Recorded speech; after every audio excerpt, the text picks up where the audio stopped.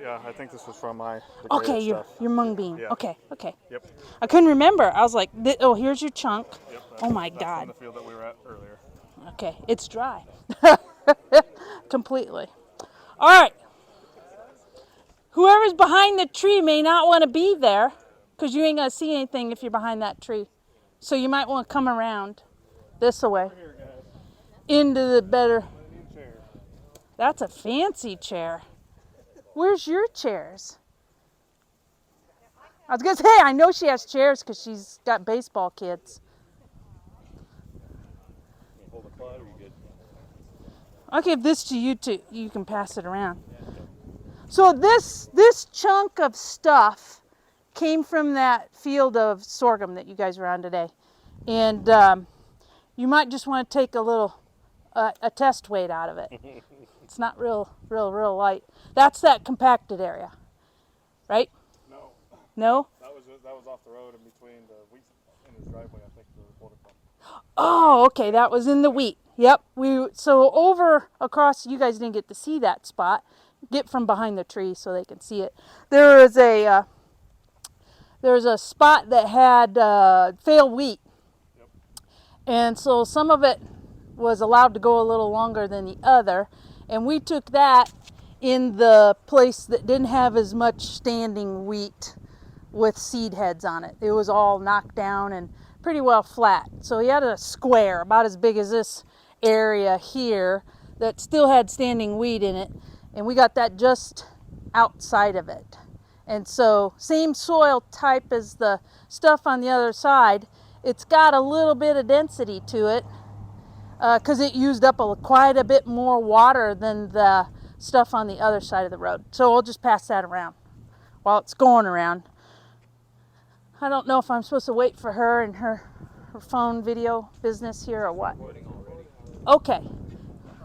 I'm going to show this to the phone. So I'll take it out. I keep these two representative. One I call one a clod, and the other one is an aggregate. Or Don Rakowski told me to stop calling them aggregates. I'm supposed to call them nuggets.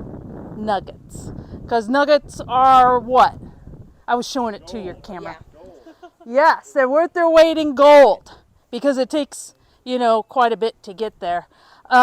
So what do you see? I'll come over here to you guys. What do you see some differences between the nugget and the clod? I'll put them both in the sun. What do you see?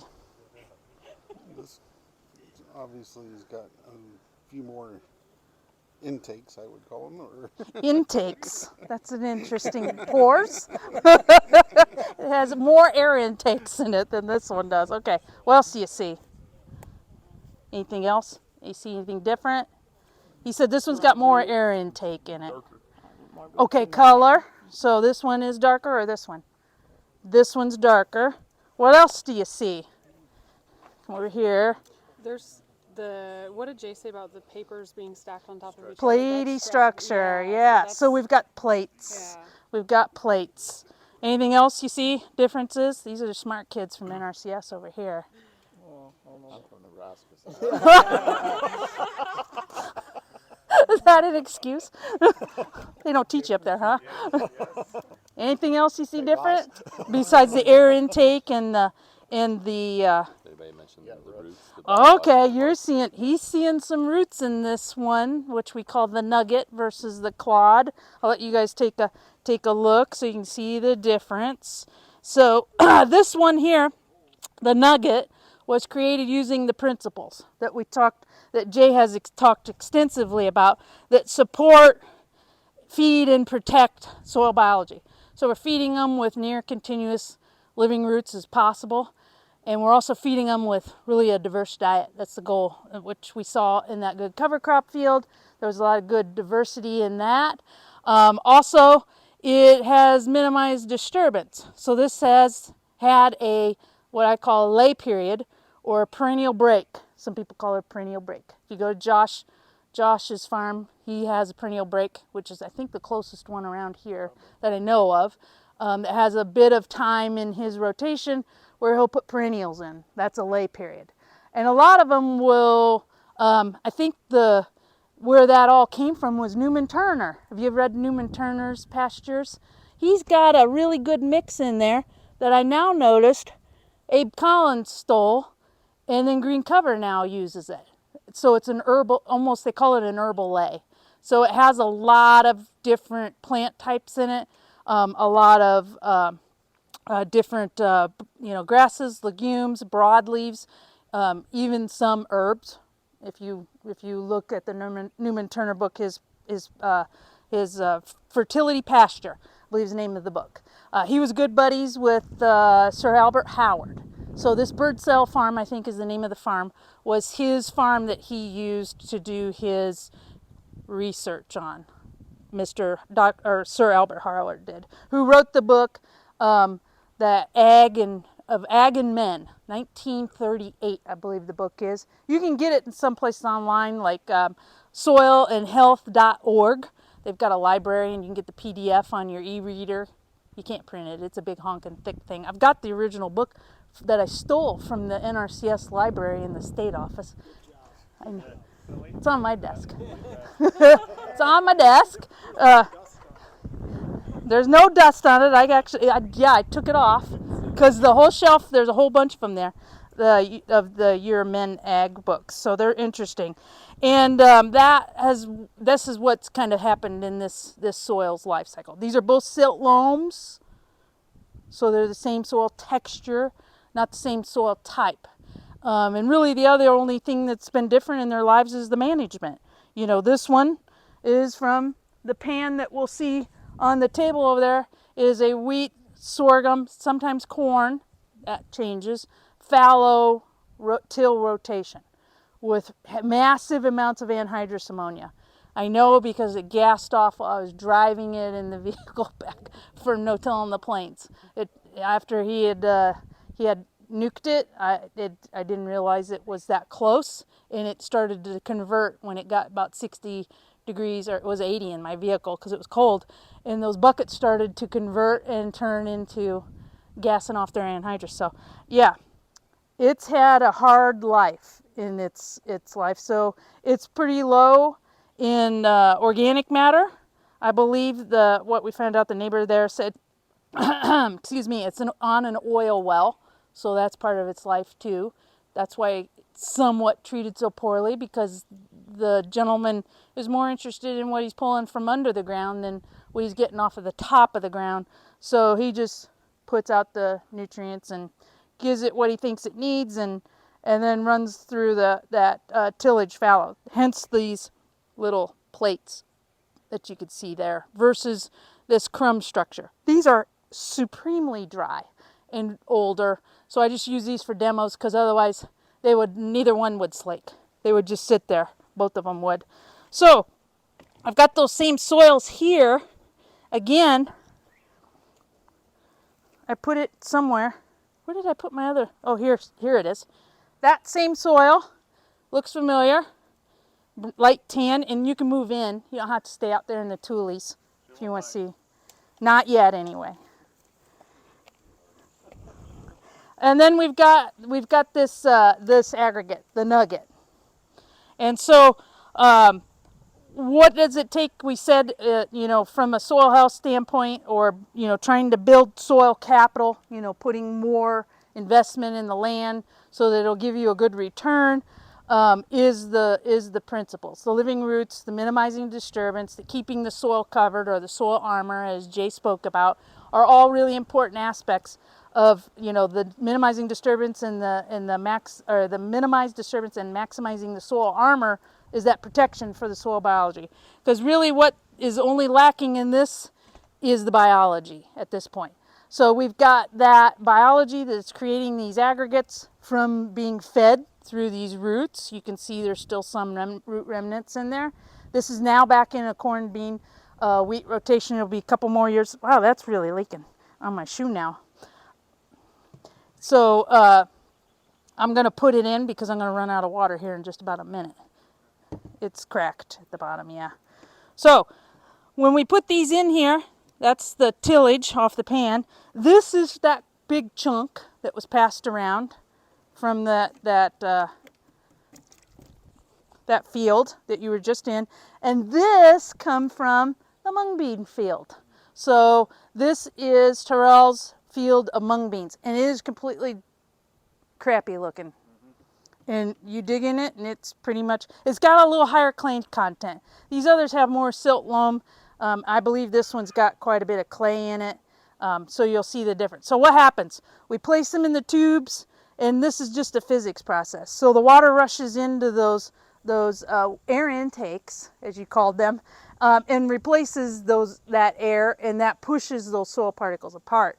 So if we have the biology being fed and protected, like it was in our nugget, then we get that coating.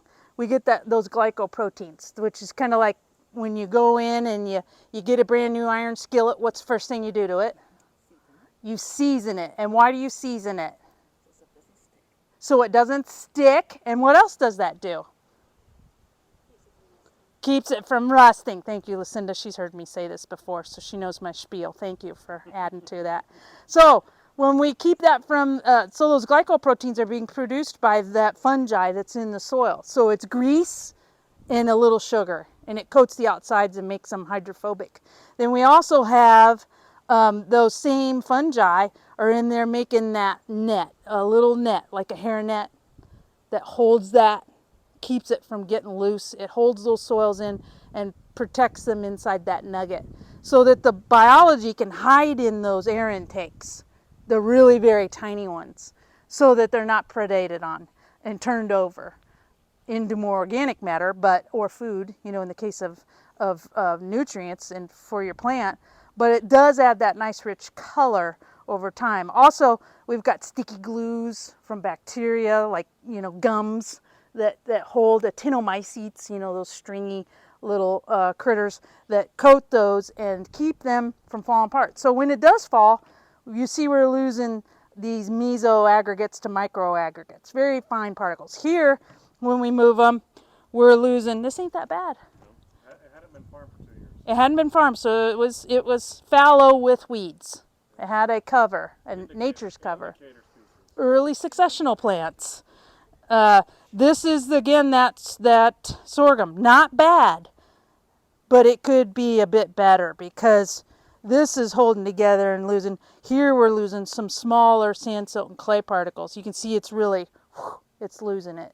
So if he did more of what Terrell did there, it would be at this point in no time at all because of the productivity of that soil there. He's getting new soil every time it floods, which is kind of a wonderful thing about bottom ground.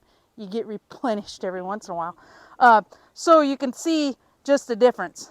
This clay is not real bad. It's probably dry in the middle. It's probably how hard it is. It could be. We can take it out and take a look at it. I think it's fairly, that one's pretty, there's a bit of a chunk in the middle.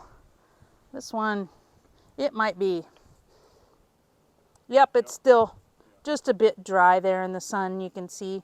But it's not bad for it looking like it does, yeah.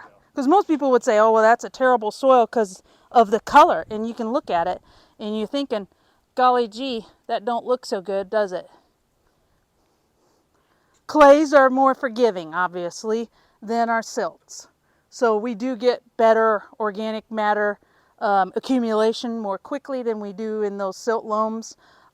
It's more forgiving. If this was a sandy loam, of obvious reasons, it'd fall completely apart or nothing would get in if it was from down in the southwest part of the state. You can see this one here. This has got some of that platiness. So if you were to take, a bunch of plates and put them in a 5-gallon bucket and pour water on them, the bottom plate isn't going to get the water. The top one and maybe the second one and the sides. So that's the problem with this. And a lot of people want to go and fix this, of course, with like what Jay said, what created it, which is the steel. And it doesn't. You can see the roots are what fixes it. There you can see some of that alluvium there, the different striations in that. So is it fair to say that silts can be corrected faster than the heavy clays because it is so tight? No, not necessarily.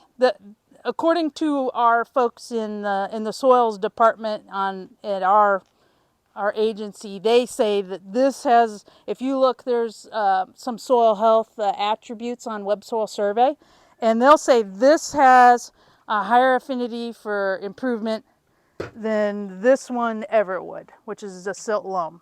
And that may or may not be true. Right. What they leave out of this whole equation is the management. Right. So, depends. It depends, I guess, is the good college answer. But the clays would most likely have higher cation. It will, yeah. Yeah, so it has better places. Yeah. Eventually it will prove quicker and higher than these guys do. So you can see here we lost our clod. He fell completely apart. This one's still not doing too bad. I can put you back in. We can come back and look at the end, see what it does. See what it does. So we do not have the mung beans on the table. We did not collect those because they're a high value crop right now. No, they're not really, but we didn't want to disturb them. But we did get a pan off of the, no, we didn't get a pan of that. This is what we've got. So we did not get this, but we went, you're going there tomorrow to, what's his name's sorghum Tom, field? Other Tom, yes. Okay, so tomorrow we're going to go to the field where we've got this sorghum pan in here. 1990s no-till. Yeah, it's long-term no-till, and he has feral cover crops is what he calls them, which is rye that he just doesn't kill, Grass. and cheatgrass. So he's not, he's not making the effort to have cover crops. So he's not making an effort to not get rid of his early successional plants. So he's allowing them to go longer than probably most normal April. people. April. Yeah. Is usually when you So we'll get out of the shade and go to the heat. I hate to do that to you, but unfortunately, now I'm gonna have to try to fix that stupid trailer thing, ain't I? Okay, we're gonna look at this one too tomorrow, or no? Okay, all right.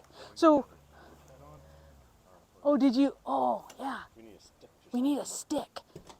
Hey, the broom handle. Grab me the broom handle. I can get it. Oh, and get the remote out of the drawer. You got it. Okay. This is how you turn this on when it's up here. Now it's on. That's high tech, isn't it? Just wait. It's even more high tech after that.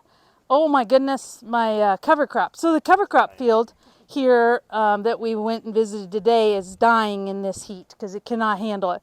Do you have your, where did he go, Jay? Oh, do you have your gun, your infrared gun? Mine has absolutely no batteries.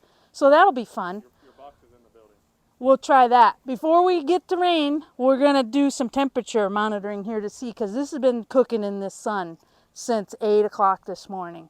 So it'll be a real good determination of what cover can do. So this on your guys' far left-hand side is native rangeland. And she handed you out a card, right? And a pen. So this is kind of a fun thing to do. They started the South Dakota Soil Health Coalition. And you take your card and you write down at the top the names of each of these. And then guess how much water is going to be in the jugs. So first I'll talk about the jugs. The ones on the front are for runoff. So that'll be on your card. And then these jugs in the back are infiltration. And so these pans are perforated and they allow the water to hopefully run in and percolate. The goal is to get to percolate down into the soil profile, right? Through those air, what'd you call those things? Air ducts, the air holes. Air intakes. Gotta remember that. Okay. You give it to me, but I don't know how to run it. You just turn it. Oh, yours is smarter than mine. Okay, so just Point and aim. Yep, I see that. Says it's 100. Yeah, we're not going there. So I'm gonna put this on here, and we'll see what it says. 139.5 degrees. Bare soil. Bare soil. Rangeland. 96.6. Air conditioning. Yeah, definitely. This poor cooked up thing here, I'm shooting at the residue. 117. Needs a little more cover. And Terrell's 105. Oh, I forgot to do our cover. This is from that sorghum field. When do microbes 124. Or dying. When do they start to? Think cooking. Okay. When do they start frying? Yeah. Yeah, when you grill and you put a wheat thermometer in, where do you like to get it up to? I don't cook very much. So if it's medium, if you like, say, medium rare, and it's 145. steak, yeah, Yeah. probably 145. Yeah. Why? 'Cause There's bacteria in there you're cooking.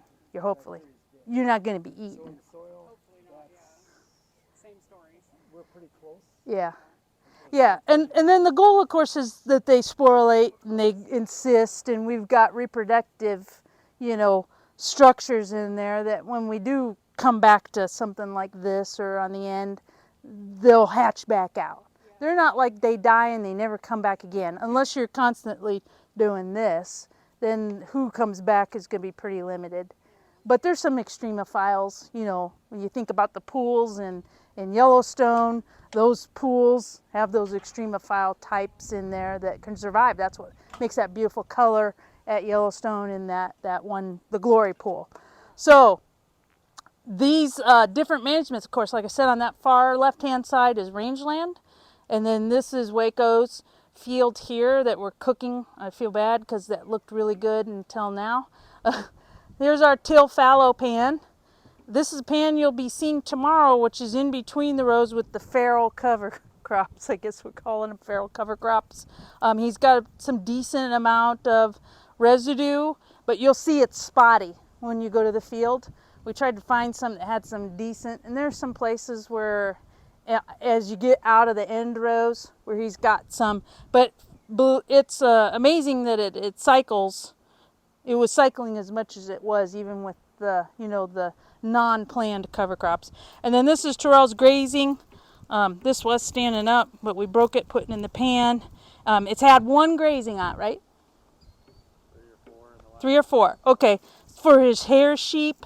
And this was collected again on a very similar field to where we were on that Milo, nice flat bottom field.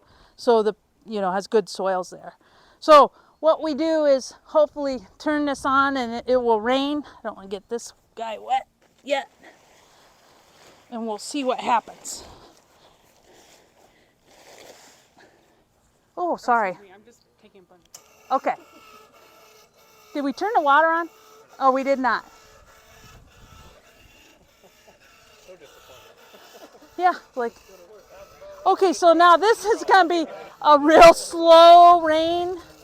It's not going to be a horrendous, thank you for getting the rain gauge, because I always forget. It's the one thing I forget every time is the rain gauge. It's not going to be a big horrendous rain. This is going to be a gentle shower. So it's going to take us a bit to get some decent amount of precipitation on these. After we cut them last week, Friday, I did rain on them. About a ½ inch is all, just mostly around the perimeter to get those cut edges to settle out a little bit. It keeps that from being so not natural. But I know a lot of people, that got worse. What'd you do? Or did somebody go in and flush the toilet? That's the question. Or is he washing dishes? I bet. He might be washing. Because we're going to be here for a long time at this rate. We took the regulator off too because we thought, well, that's not very much. We could run that hose clear over to there, but I don't know if it'll be any better or not. You might want to ask him to not wash for like 10 minutes if he doesn't mind, or we will be here for a day or two because this is like natural rain at that point, isn't it? Because generally we try to get it up to go fast enough to get about a 10-inch storm. At that height is what it replicates. The raindrop size is about, Bud says, is about the exact same size as a regular raindrop falling from the atmosphere. When you get it up about 6 or 7 feet in height, that's why it's so high up. It's getting worse instead of better. We might be better off spitting on this. Who knew it was going to be so slow? I'm glad I watered them because, again, it's getting there. Yeah, it improved a little bit. Yeah, now it's getting better. I think that is a product of the water being used inside. Okay, so now you can see we are getting a little splash on that till pan, on that backsplash, you can see that slaking is occurring. Those individual sand, silt, and clay particles are exploding from that raindrop impact. We're getting some infiltration in I can't see this jug, but the next to it on that milo field with the feral cover crops is starting to take some water in already. I wouldn't be surprised the range jug should be, because it's had a full 1.25 inches on it just last week. Also, the pan that has the cover crops on it is taking a little bit in. Is this one doing anything? I can't see it. It's just barely coming in. And we're getting, now you can see some major splash effect on the plastic covers on the front there from that tillage pan. It really makes a mess on all the rest of the systems next to it. So you can get some, you know, extra stuff that comes from someone in the neighbor. Now that milo pan is really starting to flow really well, and it's looking pretty nice. There's no runoff yet except for the tillage pan. And some of the cover crop is starting to run off a little bit. Some of that could be just from it hitting the surface of the leaves and running off, and some of it could be sealing, a little bit of sealing. I mean, that soil was okay. It could be a little bit better, and it will be after it has all that cover crop on it and gets to grazing. It should respond just like the other. And are you no-tilling that cover crop?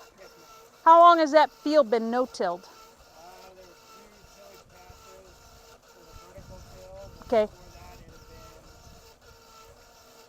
almost 22 years.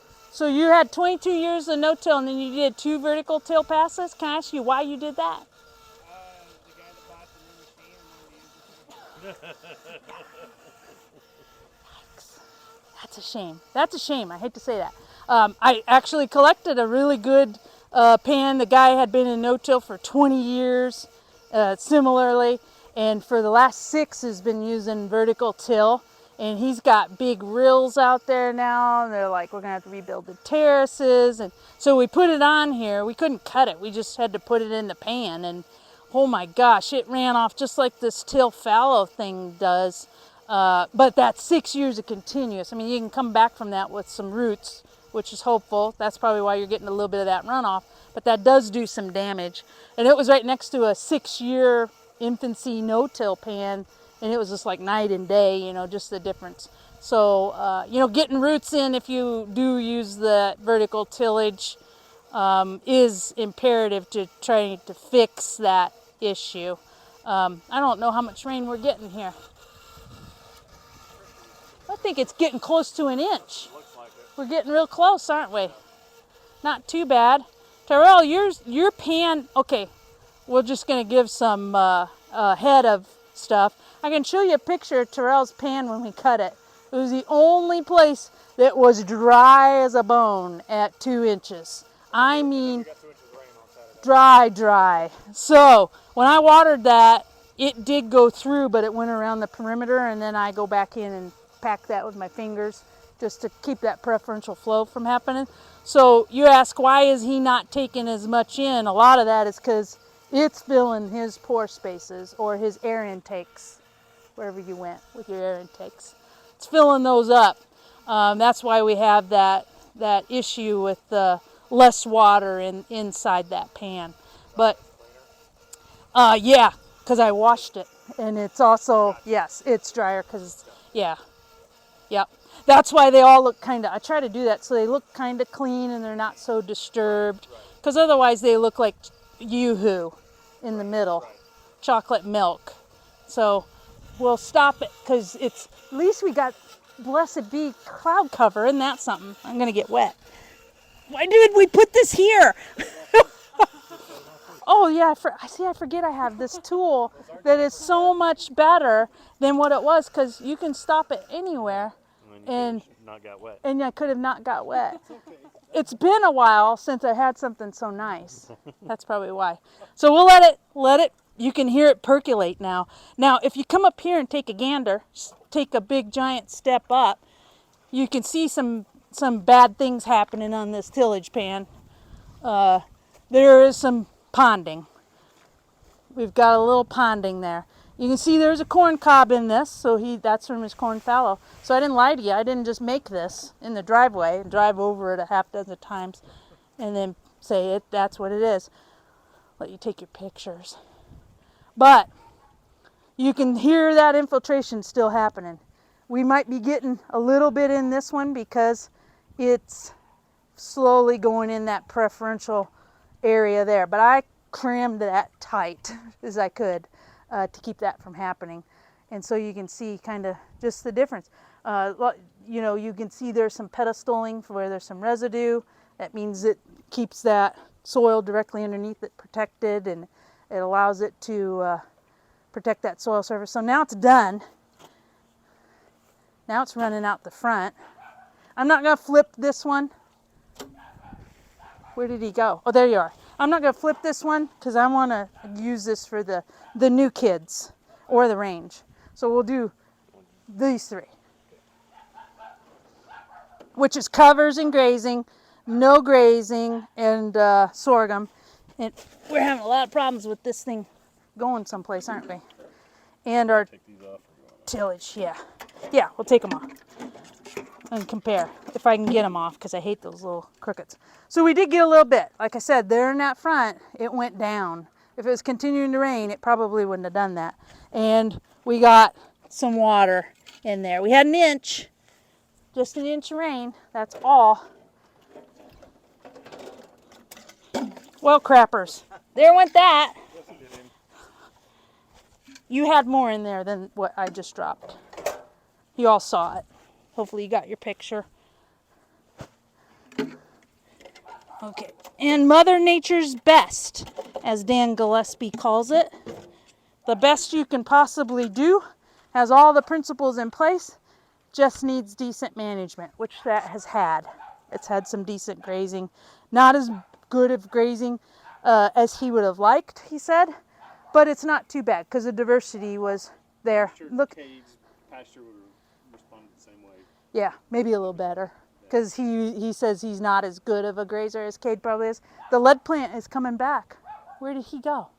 Cade's not even here because we were looking at the lead plant earlier. It's had enough water that it's coming back to life. All right, so our till soil, I'll move this over here. And then we got our Milo. And then we got this one here. So remember that aggregate stability is what keeps your soils resilient from these disturbances, which is rain. Rain's a disturbance. And so when we have good aggregation, then we have less of a tendency. See, Terrell, we didn't even get it all wet. It didn't even make it all the way through. It was so dry. We've seen that put a few pans through the drought here. Yep. Yep. It'll look different tomorrow. Yep. And this one, it actually went through a little bit because somebody helped me the other day and threw my pan in the ditch. Yep. And so we got back out, and so it's had some rain in it. So I believe this is the top side up, but it's dry in some places. Not as good as it usually does. And it doesn't look as bad as it really could be. If you till it, look, it doesn't look too bad, does it? Looks like it can come out of that. And there's some aggregates. But you saw the top side. That's what it looks like when it rains. What? Yeah. A lot of water to get in. Get that water in there, yes. And you can see here, he's got a lot of little air ducts or pore spaces, whether they be from worms, whatever the case may be. It doesn't look like it would take much, and this could come out of it. It was pretty firm out there when you were trying to dig, wasn't it? I mean, it ain't going to take much for that to turn around. And then we got this that's really, really dry. I mean, this is extremely dry. But when you look at the color and then the aggregation in it is okay. It like doesn't want to break apart for you. I mean, at all. It's got a lot of root mass in it. Yep. The little bits of dry places. I mean, it was like sod when we cut it. There's a lot of root in there. Yeah, it weighed literally nothing because of the amount of roots and pore spaces. Yeah. sprinkling, and it still didn't get. We should have let it go 2 inches. We'd be here another half hour, but we probably would have got it wet all the way through, because it was just starting where the cracks were to come through a little bit. It would have saturated it fully. Even as wet as your tilt soil is, you still had no infiltration. None. Nope. I mean, it makes it look like it's a pretty good deal, but it's not necessarily when you look at the fact that it didn't get anything in. But that sprinkling from the front edge, I mean, that was pretty much it. So not much. And then look at all of the nutrients tied to those soil particles, you know, in here, essentially. That can cause some problems at some point. From a runoff standpoint, you know, losing nutrients costs you dollars, and then it also costs, if they're going into a reservoir that they're using for water, costs those taxpayers in that area and yourself. Again, you pay for it again. If you're using rural water as your resource, you pay for it 2 times. The nutrients that ran off, then you have to pay to have them scrubbed out so that you got good, clean drinking water. Also the reason they're dredging at John Redmond Reservoir. Yes, is because of that tied to the water and eutrophication. Why we've got at Marion, what was that, 2017 or 16 was it? They were closed for 3 months. Do you remember? It still goes on. It's in my backyard. Isn't Milford also struggling with that too? Phosphorus runoff? Is that what you mean by Yeah. Yes. Okay. Yeah, yeah. Is Milford also having issues with that? Yes. Everything that's up in this area east is having problems with that. And a lot of that is because they don't have decent nutrient cycling. And I believe you'll go into that, right? Possibly. You could, I might. potentially. Yeah. It could happen. Yeah. So I also have, I'll get them out, these books. I forgot them.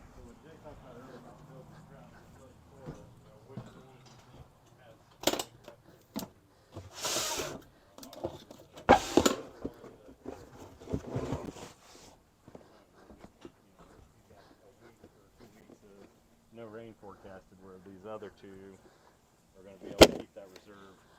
Right. At least 2.5. 2.5.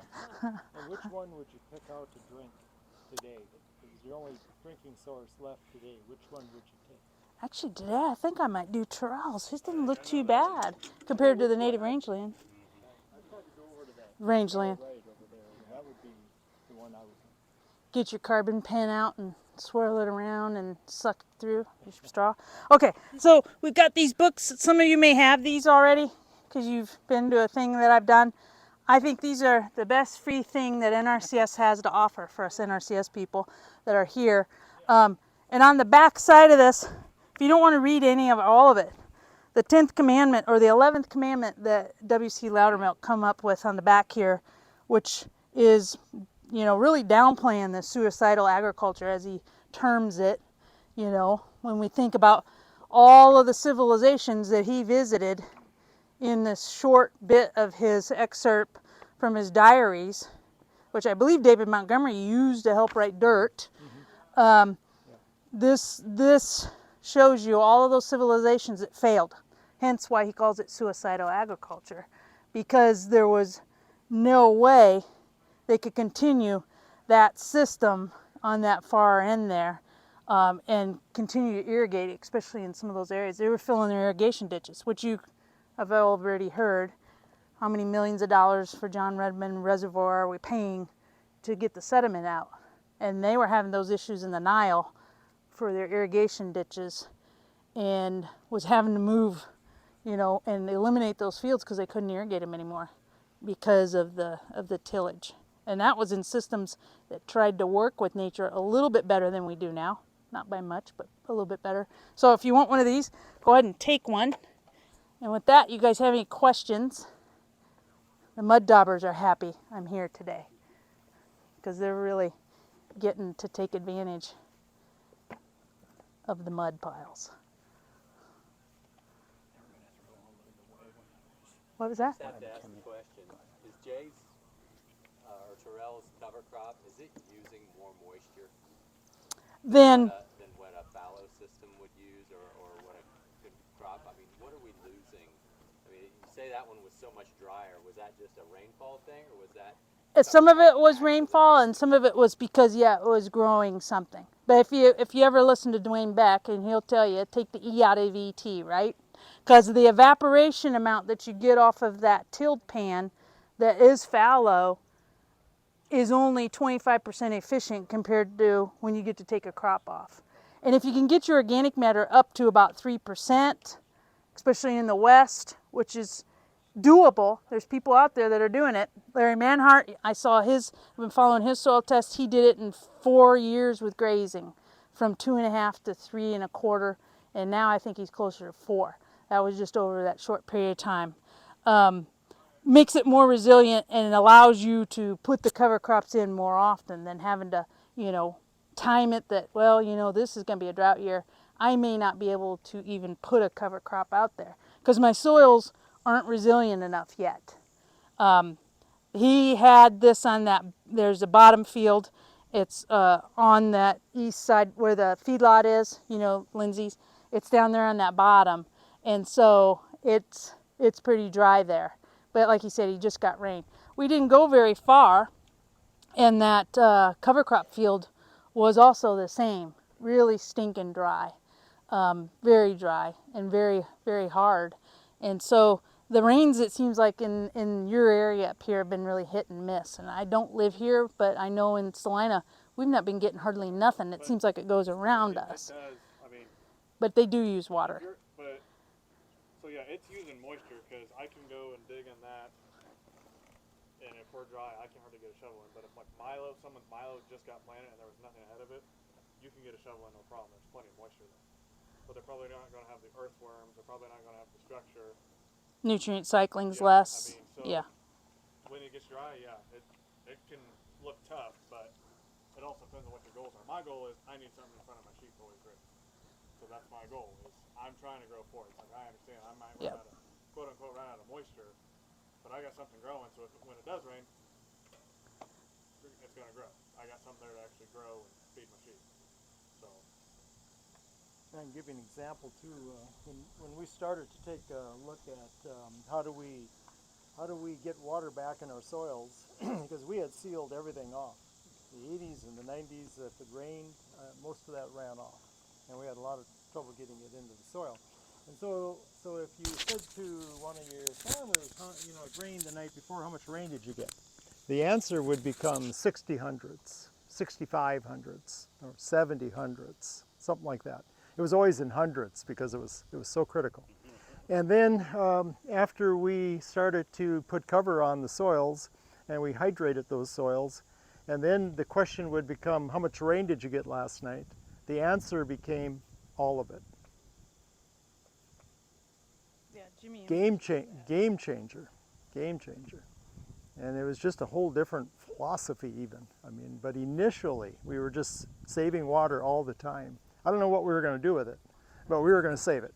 And so, we were always looking at it, and we were always just very short period away from a drought, all the time. And now we've given ourselves quite a bit more resiliency. So if you can capture every raindrop, that's the goal. And if you have a big enough bucket to put it in. First of all, you got to have those air inlets open. You got to have a pore space. So if the pore space hasn't slaked shut, water's going to go in that pore space. And so then a loam soil will hold 9 inches of water on a loam soil. But what if I improve the soil organic matter by 0.5%? Or even 1%. All of a sudden I hold more water. And then that's where your resiliency comes in. And once you're in a drought, you're just riding it, right? Anything you did that can make a difference, you had to do in advance of it, typically, to get yourself some resiliency. But initially, all we did was talk about saving water, and then it went away one day. But we had to make changes because it wasn't working. And those root channels, I mean, they'll stay there after that plant dies back, and that gives you more porosity. If you don't put the roots in, there's no opportunity for those channels to come about. So you end up with, the tilled situation where you got to break that crust back up and try to get some porosity back, man-made porosity. It's very short-lived till your next rainfall, and you oxidize all your carbon each time that you do it. If it's tillage, even if it's no-till and you're using chemical, chem fallow. We did. Bryce has got what, 4 different treatments: till fallow, chem fallow, no-till cover crops on a 20-year-old no-till plot. We went and did his till fallow. We took the Saturo out there, and we was at 8 inches an hour. And after he did his, was it 3 sweeps? We just did 3. We went and did it again, and he was down to less than 1 inch an hour. So Half inch an hour. yeah, the resiliency of 20 years of no-till tanked really quickly because those soils where they're so rainfall limited is really very delicate.